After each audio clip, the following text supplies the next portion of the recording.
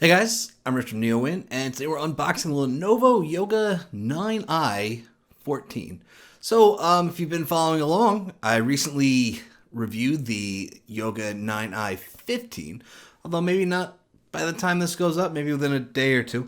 But anyway, they're completely different beasts, right? So the 15-inch one, it has a 45 watt processor, dedicated graphics. It's a GTX 1650.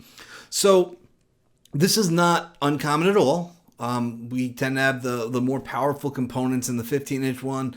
And then in the 14-inch one, it's more of an Ultrabook style device. So this one has Intel Tiger Lake, which means we have...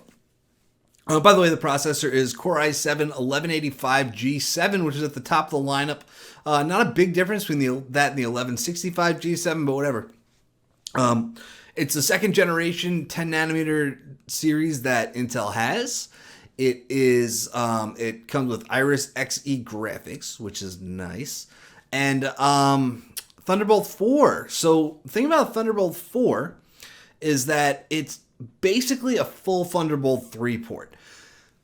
It's really, to me, it's more about confidence in what you're buying, and it's a weird thing. Like Thunderbolt 3, we were promised two 4K displays off a single port, hook up an external GPU, 40 gigabits per second speeds.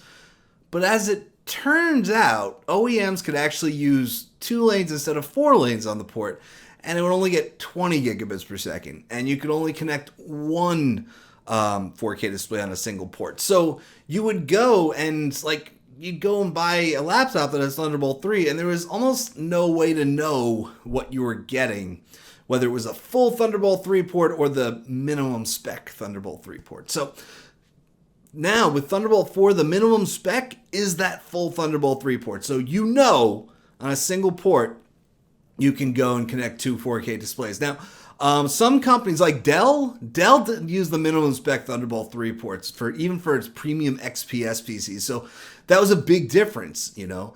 I think Lenovo has traditionally used full Thunderbolt 3 ports, so it's not a real big difference here. But, you know, it is Thunderbolt 4. By the way, it's not a bad thing that it's not a big difference here. It's a good thing that Lenovo used full Thunderbolt 3 ports. You know, okay. So one other thing about this laptop that we're going to see, it's a nice little box, a little reflective back there. It is a consumer laptop, so it comes in these fancy boxes. We don't see these types of boxes for ThinkPads and stuff because ThinkPads are business PCs. So, you know, most of the people using business PCs never actually see the box it comes in. So the other thing I was just going to say is that it comes in leather. Yes, it comes in leather. So the color is called Shadow Black. And, yeah, so it's got a leather cover on it. And, oops, forgot about that. It's super nice. That was one of the things that got me excited about this, was just that it comes in leather. It's heavier. It's 3.17 pounds instead of 3.02 pounds with the metal one. Which is, you know, it's not particularly light. Even 3.02 pounds is not particularly light for a 14-inch convertible. But, yeah, so the only leather laptop that I've seen was the HP Spectre Folio. That thing was not great. If you ever saw the HP Spectre Folio, it came with an Intel Y series processor, which, you know, like it was cool what HP was trying to do. Super thin, fanless, different form factor, leather, and but it just didn't work with the CPU that they used. This one, obviously, it's a fully powered CPU. It's the top end Core i7 11th gen Iris Xe graphics. By the way, Xe graphics are pretty good. You can actually play some games on it. For the most part, you probably don't want to go over full HD. But yeah, you can play games on absolutely with the integrated graphics on this machine. 65 watt USB Type-C power adapter. That's pretty standard. I gotta say, like, you know, it's a type of squarish, rectangularish brick from Lenovo, and like I've seen a lot now. Lenovo has different power bricks that they're sending out. Some of them are more stylish and clearly modernized from that design, but some are not. And I just don't know how they're making the decision on which ones to use because, this is the premium one. This is the 9 series. So there's actually a lot to unpack here. And I've never actually, let me see. They had the 920 was just the Yoga 920. And then the 930 was when they introduced it was called the C930. That was when they introduced the rotating soundbar. And I've never seen it where that the hinge here wasn't completely silver and chrome colored. So it's quite a nice look in all black, and it's completely different from what I'm used to seeing. But before we look closer, I want to add something else. I have quite often criticized Lenovo's design, especially on its consumer laptops. Okay, and I've noticed that they're metal and they often come in these like dull gray colors. And this one feels a lot more inspired to me. So that is exciting. All right, so there we have our leather cover. It is quite nice. Like I said, it's different, but also I don't even want to just... the leather cover should be optional. You should be able to get this in black. And I almost want to recommend... It also comes in mica, which is kind of a silver color. And I want to recommend this in black because it's so nice compared to what I've seen. Like I said, this is the rotating soundbar. And it's one of the key features of the Yoga 9 series. By the way, we have a pen garage, if I can get this out. See? We have a pen that just comes out the side here. And that's really nice. But I just want to talk about the soundbar for a second. It's Dolby Atmos. And what's really cool about it is that it's just pointing at you no matter how you're using it. So if I lift this up, you can see we have the soundbar right in here pointing at us. And if we use it as a tablet, it rotates. And you always have sound firing at you no matter how you're using this device. It's quite good. It's very powerful, the soundbar, and it's something that they've done for a few years now, and I don't see them ever getting rid of it because it's such a great feature. Like I said, this is a haptic trackpad. That is interesting. So this is not actually moving.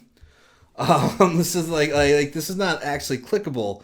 It just kind of feels clickable, which is something that I've only seen done by Apple when they switched to the haptic trackpad in their MacBooks. So that's super interesting. Can't wait to spend more time with that. And it's actually interesting because it's something that Lenovo kind of, I think they learned a lot from their Yoga book. I don't know if you remember the Yoga book. That was the one where it actually had a screen on the bottom and it would light up as the keyboard. And then you would just type on that screen. And then you could also use it to draw on that screen. So it was an interesting dual screen experience. They did do a successor using an e-ink display as the keyboard. And they haven't followed it up since. But that's, interesting. So I'm sure they learned a lot from their time with that to make this keyboard. And the fingerprint sensor is not indented at all either. So this is all very flat. If we shut down the PC, we would see that it does not click at all. So another thing, like I was saying, we do have that pen garage over here. That's one of my favorite features on convertibles. And the reason is because it's an easy way to keep the pen with you all the time. I'm not a huge pen user. From what I've seen, most people aren't. Most people don't use convertibles as tablets much. And when they do, they don't always use pens. But when you do want to use a pen, you want to have it there, right? And a lot of companies are shipping pens that attach to the side magnetically. And, that'll fall off in your bag. It gets in your way if you're not using the pen, too, which is very annoying. So it's a nice, easy way to do it. If you do use the pen a lot, you could always buy a third-party pen because the only downside to having the pen garage is that it is not a full-size pen. So if you do feel like you need a full-size pen, you can go out and buy a third-party pen. There are plenty available. We've also got a variety of ports. Well, not a variety because they're all pretty much the same. There's nothing on this side here, just the power button, and they're all on this side. You have your two Thunderbolt 4 ports. I'm so used to saying Thunderbolt 3. And then we have our headphone jack over here. And then we've got one Type A port, which is 3.2 Gen 2, which is cool. It's still kind of rare in PCs, but 3.2 Gen 2 gets you 10 gigabits per second data transfer speeds, which is always pretty nice. So yeah, it's just the 3 USB ports, which is pretty standard for a consumer laptop these days. Okay, so let's take a look at what they actually sent me. Oh, that is weird to click. I was not. It's an interesting feeling. It doesn't feel like a regular trackpad. I'll tell you that, but we'll see if it's good, bad. It feels a little unique, so we'll see how it goes. I'm gonna review it now. Let's see what they sent. The display, it looks like it's 4K. They weren't very. Yeah, it's 4K. Like I said, I know it's an 1185 G7, 16 gigs of RAM, and I assume 512 gigs of storage. That's the usual config that goes at when you get 16 gigs of RAM. Yep. So yeah, so it's gonna have those Iris Xe graphics, 3 gigahertz processor. It's still quad core like the 1165 G7. So yeah, it's very nice. It's a Dolby Vision display. It's we can brighten it up all the way. It's pretty, and Lenovo puts a good PC together here. But I think that what really stands out about this is the design, because remember, we had a couple previous generations that had the soundbar and the 4K Dolby Vision display and the pen garage. What really sticks out to me here. I mean, by the way, this is the trackpad is brand new. The haptic trackpad and the fingerprint sensor down here, that's all brand new. But what really stands out to me is the color and the leather cover. I feel like it seems like a weird thing to say that the design is what stands out to me on such a premium laptop, especially with a leather lid and all that, and just it's black, right? But it's like I've criticized Lenovo so much for a design that just feels dull to me. And if you look what its competitors are doing, if you look at HP Spectre X360, it is sexy. Like, this thing is nice. Like if you have an HP Spectre X360, like, you open it up and you're like, it feels good. Like, you want a PC. Like I always compare it to this Cadillac commercial from like 2008, where it says, like, when you turn your car on, does it return the favor? Like, when you turn your PC on, don't you want to feel good about it? Anyway, you look at what Dell's doing with the XPS 13 with crazy narrow bezels, and like, you look at the bezels on this, they didn't get as narrow as they could have on top. I don't know why. Because they did it with the S940, which was a clamshell that they had last year, which was sexy as hell. But so like, you look at what HP and Dell are doing with design, even Microsoft with the Surface.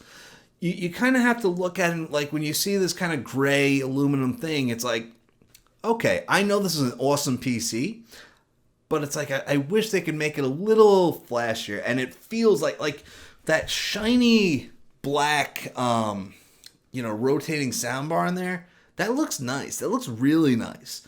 But like the black and smooth palm rests here, that looks nice. This black leather cover, that looks nice. There's a lot of really good stuff happening here. I like it a lot. It's cool. So but yeah, I mean, but it's also otherwise a great laptop, right? It's phenomenal audio quality, phenomenal screen quality with that 4K Dolby Vision, right? Pen garage, great keyboard. Lenovo always makes great keyboards. I don't even need to touch it to know they make a great keyboard, because I've used so many. But it's going to be shallower and different from a ThinkPad keyboard, by the way, because it's just the difference between consumer and business keyboards for them. But I digress. It's going to be a great keyboard, great screen, great audio. Like, everything about this is great. And now that, like, the design matches that really excites me. So anyway, guys, I'll have a review on this in a few weeks, so stay tuned. I'm Rich of Neowin. Have a great night.